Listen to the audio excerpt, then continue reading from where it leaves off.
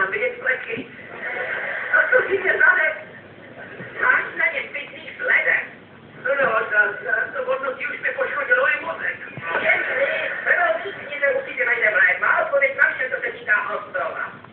Jestli to poslušenci. Můžeš mutnout.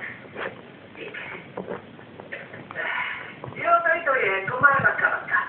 Jediné štípnutí není smrtelné. Tak to je dobrý. Jo.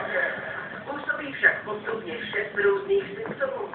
Balónové hýště, horní ucho, zlostnou amnézii, uší oči, špagetové bůdy a nakonec stíňovou hlavu. Proč to jsi sám? Když to více vyspatřili, stíňovou hlavu od tebe chytit nechci. Tak jo, pro vyléčení je třeba nechat se štípnout podruhé. Pak si toho můj zadek nevytrpěl už dost. Aspoň to můžeme napravit, než se to někdo dozví. Lítosti, teď jsme se to doslechli. Paněle. No to možná, je to ne, co dělají to? Děcka, už si stromu říkali, že si vás teta na střící odvezu. No, jasně. To nemůžeme dovolit. Nejší listopad získal nové krále a byl bych 10. Jsi taky otců. Beru na vědomí.